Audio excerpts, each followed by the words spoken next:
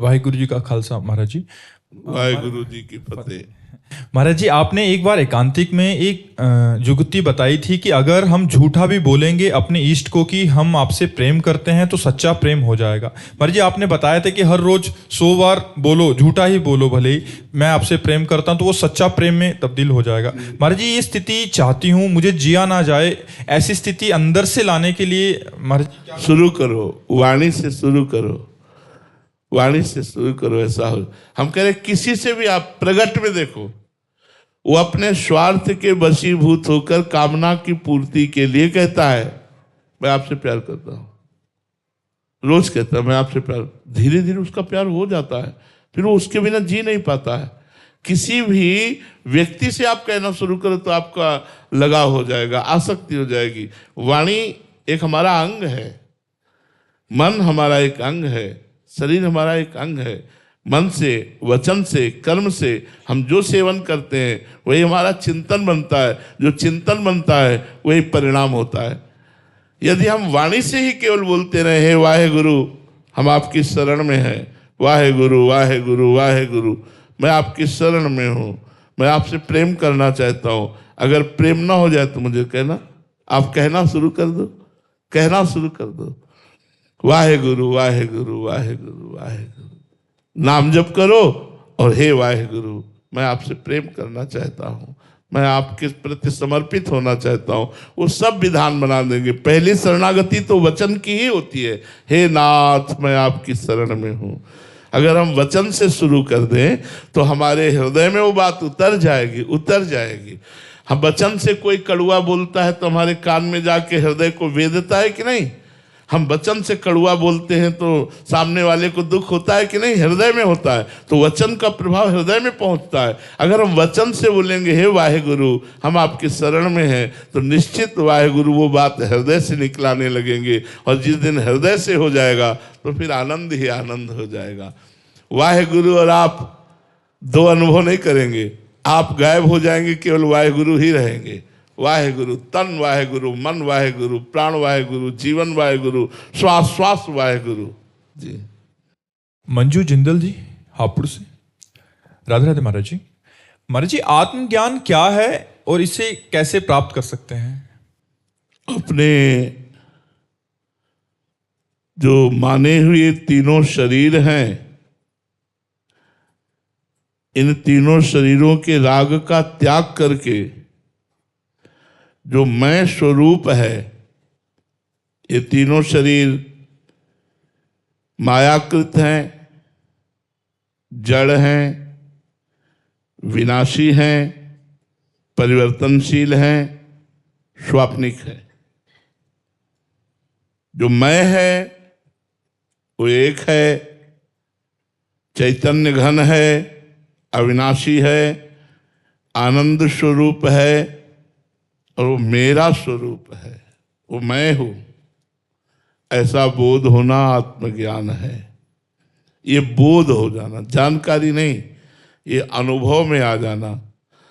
स्थूल शरीर स्वप्नावस्था में जब हम जाते हैं तो विस्मृत हो जाता है कि स्थूल शरीर है क्या, सैया में पड़ा हुआ। स्वप्नावस्था के शरीर को सत्य मानकर उसके दुख सुख को हम सत्य मानने लगते हैं। जब जागृत अवस्था में आते हैं तो स्वप्न अवस्था का शरीर मिथ्या, उसके सुख दुख मिथ्या। जब स्वप्नावस्था में होते हैं तो जागृत शरीर मिथ्या, उसका सुख दुख मिथ्या।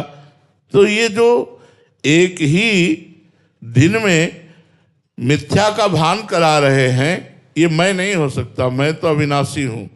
जो जागृत अवस्था का भी साक्षी, जो स्वप्नावस्था का भी और जो सुषुप्ति अवस्था का भी, जो स्थूल सूक्ष्म कारण तीनों का साक्षी है, वो मैं हूँ। वही तत्त्वमसि, वही ब्रह्म कहो, वही आत्मा कहो, वही मैं हूँ। ऐसा बोध होना आत्मज्ञान है। तीनों शरीरों के राग का त्याग करके चिंतन रहित होकर अपने स्वरूप में स्थित हो जाना, यह अखंडानंद है, ये मोक्ष स्वरूप है। इसकी प्राप्ति का साधन है ब्रह्मज्ञानी सदगुरुदेव की शरण में होकर उनके द्वारा वेदांत शास्त्रों का श्रवण करना, शास्त्रों के श्रवण और गुरुदेव के सत्संग से प्राप्त विवेक के द्वारा लोक परलोक के भोगों से वैराग्य होना, समस्त इंद्रियों को अपने गोलकों में स्थित करना अर्थात इंद्रिय विजयी होना, सम, मनोनिग्रही होना, दम, अपने मन को विषयों में जाने ही न देना, परमात्मा चिंतन में लगाना, तितिक्षा, सर्दी गर्मी बरसात मान अपमान दुख सुख सब कुछ सहना, श्रद्धा, गुरुजनों और शास्त्र वाक्यों में विशुद्ध विश्वास पूर्वक श्रद्धा, समाधान, चित्त का परमात्मा में स्थित होना, मुमुक्षुता, इसी जन्म में मैं मुक्त होना चाहता हूँ, ये साधन है आत्मबोध के। यदि हम गुरुदेव की शरण में होकर इन साधनों का सम्यक रूप से निर्वाह करें तो भगवान गुरुदेव की कृपा से मोक्ष मूलम गुरु कृपा हमें अपने स्वरूप का बोध हो जाए। सिद्धार्थ शर्मा जी, राधे राधे महाराज जी। महाराज जी, विचारों की शून्यता, कोई भी विचार ना आए, ऐसी स्थिति, विचारहीन स्थिति, जो स्थिति वाला महापुरुष है उसकी स्थिति अंदर की क्या होती है महाराज जी? क्या विचार ही नहीं आता या क्या होता है महाराज जी? दो प्रकार के होते हैं। जो ज्ञानी होते हैं, अष्टांग योगी होते हैं, उनकी विचारहीन स्थिति ऐसी रहती जैसे गाढ़ सुषुप्ति, गाढ़ निद्रा में जैसे कोई विचार नहीं होते, ऐसे वो जागृत अवस्था में भी न सद न असद विचार, गाढ़ आनंद में अपने स्वरूप में डूबे रहते हैं, उसे समाधि कहते हैं। जिनकी समाधि कुछ घंटों के लिए होती है वो संकल्प समाधि होती है। जिनकी समाधि चलते फिरते उठते बैठते हर समय स्थिति ऐसी रहती है वो निसंकल्प समाधि होती है, विचक्षणा, असंप्रज्ञात विचक्षणा समाधि। और भक्त भगवान के चिंतन में इतना तन्मय रहता है कि विचारों के आने की गुंजाइश ही नहीं रहती। भगवान का नाम, भगवान का रूप, भगवान की लीला, उसी चिंतन में डूबा रहता है। नाहि न रहो हिमा ठौर, हृदय में जगह ही नहीं रह गई विचार करने की। उसके विचार केवल प्रभु, उसका चिंतन केवल प्रभु, उसका संबंध केवल प्रभु, उसकी आसक्ति केवल प्रभु। तो वो निरंतर भगवत विचार में डूबा हुआ, सांसारिक विचारों से रहित प्रेम को प्राप्त हुआ भक्त महापुरुष होता है। बिल्कुल विचारहीन गाढ़ निद्रा जैसी स्थिति जागृत अवस्था में अपने स्वरूप में स्थित ज्ञानी महापुरुष की अष्टांग योगी की होती है। तो हम किसी भी मार्ग का अनुसरण करें, पहले खूब डट के भजन करना होगा, तब ऐसी स्थिति आएगी। खूब गुरु मंत्र का जप, नाम जप, शास्त्रों का स्वाध्याय, पवित्र आहार, संयम, नियम, तब ऐसी स्थिति आती है। प्रतीक गुप्ता जी, कानपुर से, राधे राधे महाराज जी। महाराज जी, इच्छा क्या है, ये क्यों है और ये कब खत्म होगी? मृत्यु अंत नहीं है। शरीर का भाव दृढ़ होना इच्छाओं की उपज है। मैं पुरुष हूं, मैं स्त्री हूं, ये देह भाव ही समस्त इच्छाओं को प्रकट करता है। देह भाव नष्ट हो जाए, इच्छा नष्ट हो जाएगी। देह शुद्धि विस्मरण हो जाए, भगवदानंद में डूब जाओगे। सारी साधना देह भाव मिटाने की तो है। ये देहाभिमान जो पुष्ट हो गया है, इसी देहाभिमान में ही सारी इच्छाएं हैं। जब अपने को हमने पुरुष मान लिया, स्त्री मान लिया, तो 5 ज्ञानेंद्रिय, 5 कर्मेंद्रिय और मन, ये तमाशा बना दिए हमारा। हमें ये देखना है, हमें ये सुनना है, हमें ये खाना है, हमें ये भोगना है, हमें ये चखना है, हमें ये छूना है, हमें इसी में फंसा दिया। इच्छाएं किसकी प्रकट हो रही? भोगों की प्रकट हो रही। जो धन की इच्छा है, धन इसलिए कि उससे भोग मिलते हैं। अगर भोग न मिलते हो तो धन की कोई इच्छा ना हो। धन से भोग मिलते हैं, भोग इंद्रियों से भोगते हैं, और इंद्रियों को भोगों में सुख का आभास होता है, इसलिए हमारी दुर्दशा हो गई। इसका प्रधान कारण देहाभिमान है। गुरु प्रसाद से, शास्त्रों के स्वाध्याय से, भगवान नाम जप से यदि देहाभिमान गलित होता चला जाए, शुद्ध ज्ञान प्रकट हो जाए, तो हम आप्त काम है। आप्त काम माने पूर्ण काम है, हमारे अंदर कोई इच्छा ही नहीं है। इतना अपार सुख हम में है, स्वयं मैं में है, कि हमें किसी और सुख की आकांक्षा ही नहीं है। हमारे प्रभु में इतना आनंद है कि हमें और किसी सुख की आकांक्षा नहीं। संसार में, त्रिभुवन में जितना सुख है वो परमात्मा के सुख सिंधु के, एक बिंदु के, एक सीकर से पूरा त्रिभुवन आनंदित हो रहा है। सीकर समझते हैं? एक बूंद ऐसे लो और उसे ऐसे फेंको, उससे जो छिट्टियां निकलती, छोटे छोटे कण निकलते, उन्हें सीकर कहते हैं। जो आनंद सिंधु सुख राशि सीकर तय त्रैलोक सुपासी, उस आनंद समुद्र भगवान के एक बिंदु के, एक सीकर से यहां से लेके ब्रह्मलोक तक आनंद छाया हुआ। सोचो वो बिंदु और वो सिंधु कितना आनंदमय होगा, जिसका एक सीकर पूरे त्रिभुवन को समेटे हुए है। यदि हम संसार के भोगों का त्याग करके भगवदानंद की तरफ बढ़ें तो फिर क्या करना। तभी तो जब वो आनंद प्राप्त होता है तो भक्त बोल उठता है, न पारमेष्ठ्यम न महेंद्रधिष्ण्यम न सार्वभौमम न रसाधिपत्यम न योग सिद्धि न पुनर्भवम वा। मुझे ब्रह्मा का पद नहीं चाहिए, मुझे सार्वभौम सम्राट का पद नहीं चाहिए, मुझे योग की सिद्धियां नहीं चाहिए, मुझे मोक्ष नहीं चाहिए। हे प्रभु, मुझे आपके चरणों का प्रेम चाहिए। जब आनंद मिला तो ये सब फीके पड़ गए। न पारमेष्ठ्यम न महेंद्रधिष्ण्यम, न इंद्र का पद, न ब्रह्मा का पद, न सार्वभौम पद, न योग सिद्धि, न मोक्ष। मुझे आप चाहिए, आप चाहिए। क्यों? इतना आनंद मिला, सब फीके पड़ गए।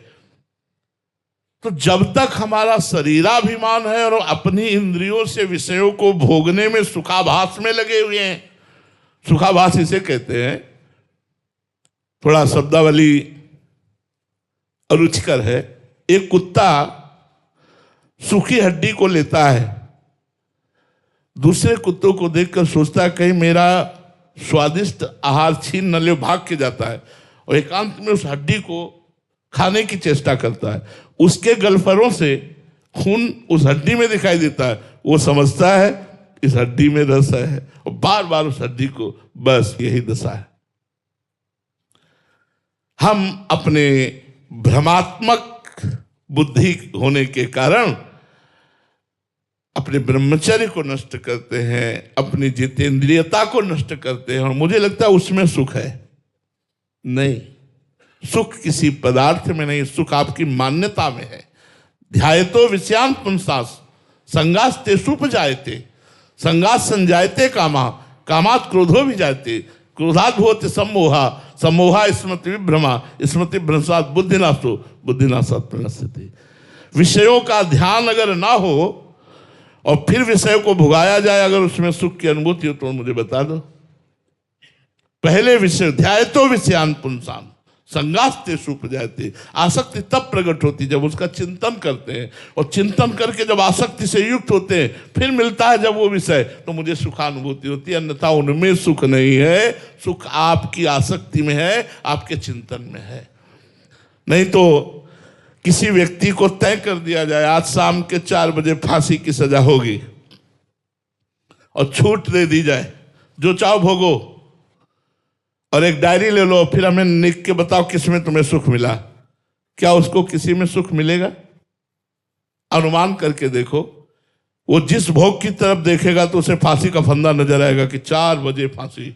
अब उसका चिंतन विषय का नहीं बन पाएगा, इसलिए किसी भी विषय में सुख नहीं मिलेगा। विषय में सुख होता तो उसको मिलता, उसका चिंतन फंस गया कि 4 बजे फांसी की सजा होगी। विश्व का कोई भी सुख उसे सुखी नहीं कर सकता। उसको यहां तक रुपयों से लाद दिया जाए तो कहेगा क्या 4 बजे तो फांसी था। बात समझो, चिंतन अगर हमारा भगवत चिंतन है तो विषय नीरस है, इनमें सुख नहीं है, पूरा जीवन भोगते हो गया, किसी के हाथ नहीं लगा। तो हमारी इच्छाओं का मूल कारण देहाभिमान है, अहंकार है। अगर ये अहंकार गुरु कृपा से, संत कृपा से भगवान के चरणों में समर्पित हो जाए या ज्ञान के द्वारा ये नष्ट हो जाए तो इच्छाएं खत्म हो जाए, इच्छा ही न जागृत होगी, इच्छा ही न, जैसे भूमि के बिना बीज नहीं उदय होता, ऐसे अहंकार के बिना इच्छा नहीं होती। देहाभिमान ही वो भूमि है जिसमें इच्छाओं की चाहत प्रकट होती है। मुझे ये भोगना है, मुझे ये देखना है, मुझे ये सूंघना है, मुझे ये बनना है, मुझे ये पाना है, वो पाना है, ये किया वो किया। अहंकार विमूढ़ात्मा करता हमिति मन्यते, मैंने ये किया, मैं करूंगा, ये भोगा, ये भोगूंगा, इसी में पूरा जीवन नष्ट हो जाता है। माही कौर जी गुरुग्राम से। राधे राधे महाराज जी। महाराज जी, संतों के दर्शन की बहुत महिमा शास्त्रों में कही गई है। महाराज जी, संत दर्शन से क्या मुक्ति संभव है? केवल केवल केवल फिर संत ही दर्शन होने चाहिए और दर्शन नहीं होना चाहिए। आओ इस बात में आओ। जैसे अपने गुरु को माना कि मेरे गुरुदेव, तो फिर अखंड मंडलाकारम व्याप्तमेन चराचरम, चर अचर में मेरे गुरुदेव व्याप्त मोक्ष को प्राप्त हो जाओगे। एक को मानकर अनेक में, अनेक को मानकर एक में, चाहे जिसको मान लो, चाहे भगवान को मानो या संत को मानो या गुरु को मानो, ये सिद्धांत लाना पड़ेगा। यो माम पश्यति सर्वत्र सर्वम च मयि पश्यति तस्याहम न प्रणश्यामि सच में न प्रणश्यति। सब में वही है और वो एक में है। एक में सब है और सब में एक है। जब तक ये सिद्धांत नहीं, तब तक मोक्ष प्राप्त नहीं हो सकता। पाप नष्ट हो जाएंगे। संत दरस जिम पातक तरही, उपदेश का पालन करोगे, परमार्थ में चलोगे, और जब उपदेश की अक्षरशः पालन करके परिपक्व हो जाओगे, सिद्ध हो जाओगे, तो भगवत प्राप्ति हो जाएगी। ये सिद्धावस्था है। एक में अनेक को देखना और अनेक में एक को देखना। योमाम पश्यति सर्वत्र सर्वम च मयि पश्यति, सबको मेरे में और मेरे को सब में जो देखे, अब वो चाहे गुरु मान लो, चाहे इष्ट मान लो, चाहे संत मान लो, बिना इस दर्शन के भगवत प्राप्ति नहीं होती। महाराज जी, संत दर्शन का फल क्या है? स्वयं संत बन जाना, वेश मिल जाना, वस्त्र परिवर्तित नहीं होना, साधुता आ जाना। वस्त्र को संत थोड़ी कहते हैं। संत भेष है। संत अगर लक्षण नहीं है तो पाखंड भी तो हो सकता है, दंभ भी तो हो सकता है, नाटक में भी तो हो सकता है। संत लक्षण आने चाहिए। संतों के संग से लक्षण आने लगते हैं। भगवान का निरंतर चिंतन होना, विषयों का त्याग होना, सबसे प्रेम का व्यवहार होना, सबका मंगल, सबका कल्याण चाहना, भगवान की लीला कथा में डूबे रहना, परोपकार की दृढ़ भावना हो जाना, मोह रहित हो जाना, ममता रहित हो जाना, संग विजयी हो जाना, निरंतर आत्मस्वरूप में रमण करना, द्वंद्वों पर विजय प्राप्त कर लेना, सुख दुख में समान भाव, ये सब आ जाते हैं। ये संतों के संग से यही संतत्व आ जाता, साधुता आ जाती है। अगर ये ना आवे तो संत संग का मतलब क्या रहा? नैना शर्मा जी उत्तराखंड से। राधे राधे महाराज जी। गुरुदेव भगवान, मैं बचपन से ऐसे परिवार या समाज के बीच पली बड़ी हूं जहां कुछ अशुभ हो जाने पर किसी से धागा या यंत्र बंधवा लेना प्राथमिकता समझते थे और वही मेरे दिमाग में भरा हुआ है। ऐसे में जोई जोई प्यारो करे सोई मई भावे की स्थिति या मेरे बुद्धि व चित्त में कैसे समाहित होएगी महाराज जी? अभी भगवान का आश्रय और भगवान नाम जप, आए हुए सुख दुख को भगवान की सामर्थ्य से भोग करके मुक्तता को प्राप्त हो, ये शास्त्रीय सिद्धांत है भैया। तब लगी कुशल न जीव कहो, सपने हूं मन विश्राम, जब लगी भजत न राम कहो, शोक धाम तज काम। जब तक भगवान का भजन नहीं करोगे, धर्म से नहीं चलोगे, अच्छे आचरण नहीं करोगे, तो कोई भी धागा, कोई भी जंतु आपको बचा नहीं पाएगा, आपकी रक्षा नहीं कर पाएगा। और जिसका रखवाला वो है, तो कोई भी अशुभ उसका बिगाड़ नहीं सकता, कुछ नहीं बिगाड़ सकता। पक्का विश्वास करो। सीम की चाप सके को तासु, बड़ रखवार रमापति जासु। इसलिए भगवान का नाम जप करो, भगवान की लीला कथा सुनो, परोपकार करो, तुम्हारा मंगल होगा, क्योंकि भगवान मंगल में है। हाँ, भगवान नाम की माला पहनना, ये सब तो भक्ति का स्वरूप है, मुझे और विश्वास नहीं है। भगवान का नाम ही एक ऐसा है, मेरा विश्वास, जो अशुभों का नाश कर देता है। बोले आप अपनी किडनी क्यों ठीक नहीं कर? पक्का ठीक कर लूं, आप ये बात समझ लो, लेकिन मुझे भगवत प्राप्ति नहीं होगी। तो क्या जीवन किडनी के लिए है? जीवन भगवत प्राप्ति के लिए। इसीलिए इसको भोग रहा हूं और भगवान के बल से मैं कोई परेशान नहीं हूं। आप देख रहे हो सुबह से हमारी दिनचर्या चल रही, और इसको भोग करके चाहे ये सड़ जाए तो भी मुझे इसकी कोई परवाह नहीं। ये बेपरवाही भगवान के बल से आई है, और मुझे भगवान प्राप्त करना, इस नाशवान शरीर को ठीक नहीं करना। भगवान के विधान से अलग सोचना, फिर वो अपनी तपस्या, अपने भजन, अपनी साधना को बेचना है। इसीलिए महापुरुषों के साथ भारी से भारी कष्ट दिया गया, लेकिन उन्होंने अपनी शक्ति का प्रयोग नहीं किया। यही कहा, तेरा किया मीठा लागे, जोई जोई प्यारो करे सोई मोहि भावे। भगवान का ही भजन एकमात्र रक्षा करने वाला है, दूसरा कुछ नहीं है, हमारा विश्वास है। आप लोग देख लो करके। एक आदमी हितधाम में देखा, कई छल्ले पहने थे, हमने कहा ये क्या? बोले घोड़े की नाल की अंगूठी। ऐसे तो हम कहा इससे क्या होगा? बोले शनि का प्रभाव नहीं होगा। घोड़े पर तो प्रभाव नहीं पड़ा, कुंतलों लाद के रोड में दौड़ता रहता है और उसकी तुम्हारे नाल पहनने से तुम्हारे भाग्य खुल जाएंगे। क्या दिमाग? अरे राम राम बोल, कृष्ण कृष्ण बोल, हरि हरि बोल, राधा राधा बोल, तेरा भाग्य बदल जाएगा। घोड़े की नाल की अंगूठी पहनने से नहीं होने वाला। प्रियंका सिंह जी, वाराणसी से। राधे राधे महाराज जी। महाराज जी, ऐसा कहा जाता है कि अगर किसी संत या महापुरुष से मिलने जाएं तो खाली हाथ नहीं जाना चाहिए, परंतु अगर वो स्वीकार ही ना करें या उनको किसी चीज की आवश्यकता नहीं, तो खाली हाथ का मतलब क्या? रुपया, सेव संतरा, फल फ्रूट, ये आप समझते हो क्या? नहीं। हमारे प्रभु कहते, भाव का भूखा हूं मैं और भाव ही एक सार है। भाव से मुझको भजे तो भव से बेड़ा पार है। भाव बिन सुनी पुकारे मैं कभी सुनता नहीं। भाव पूरित टेर ही करती मुझे लाचार है। भाव का भूखा हूं मैं। आज संत मिलन को जा रहे हैं, हृदय उल्लसित हो रहा है। आज भगवान ने अपार कृपा की, आज साधु समागम में ये जो आप उल्लसित होकर आ रहे हैं ना, यही आप आ रहे हैं। नहीं तो आप 100 कुंतल सेव संतरा अंगूर लेके आवे, भाव नहीं, अभिमान है, तो आप खाली आ रहे हैं और खाली ही जाएंगे। खाली आ रहे हैं, खाली ही जाएंगे। और भाव लेकर आ रहे हैं। अब भाव में पत्रम पुष्पम फलम तोयम ये में भक्ता प्रेक्षति। यदि भगवान ने दिया है, हमारा भाव है, तो हम पत्र पुष्प फल जल कुछ भी नहीं है तो अपने भाव से समर्पित कर रहे हैं। भाव हम सामने गए और उनके चरणों में अर्घ समर्पित कर रहे हैं, चंदन है कुछ नहीं समर्पित। तो हम तो उत्तम बात समझते हैं कि संतों को आपका मन चाहिए। आप अपना मन संतों को दे दो, जो आज्ञा करे उसका पालन करो, इससे बढ़कर कोई भेंट नहीं होगी। आप सेव संतरा रुपया पैसा रख के गए, मनमानी आचरण कर रहे, तो संत समागम का फल क्या मिला?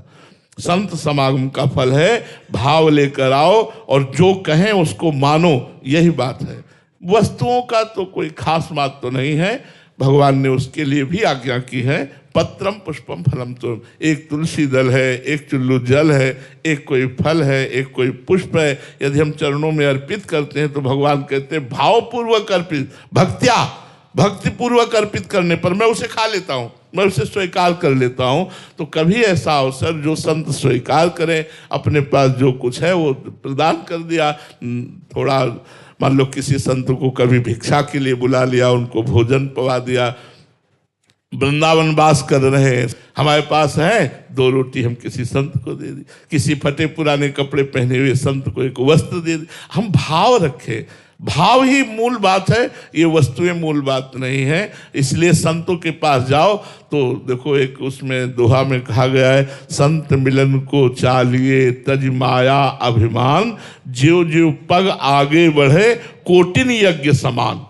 अगर माया और अभिमान का त्याग करके हम, अब जैसे आप कोई अच्छी वस्तु ला रहे हैं और आपको गर्व है कि आज वो वस्तु देंगे, बाबा को मिली नहीं होगी, इतने सुंदर सेव हैं, इतने किसी काम कर रहे हैं, और आप एक छोटी सी वस्तु ला रहे हैं। लग रहा है कि एक गरीब आदमी एक संत के यहाँ देखा, बड़े बड़े सब पूज्य पादुड़िया बाबा जी की बात कह रहा हूं, हरि बाबा के बांध में थे, तो बड़े बड़े सेठ महाजन सब बड़े बड़े डलिया में सेव अंगूर और सब भर के लाए थे, ऐसे सब नीचे रखे थे।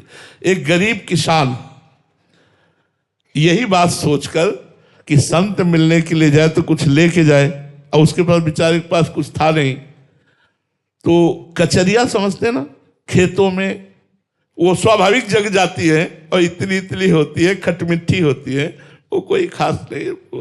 वो 5 कचरिया पकी हुई बांध के लाया, और जब सभा में आया देखा कि उनके सामने इतने बड़े बड़े लोग बैठे हैं, इतने अंगूर सेव संतरा सब, तो ऐसे कचरिया छुपा के बैठ गया, अंदर से रोने लगा, काश भगवान मुझे भी सामर्थ्य दिए होते तो बाबा के सामने जाता और मैं भी बाबा को भेंट देता।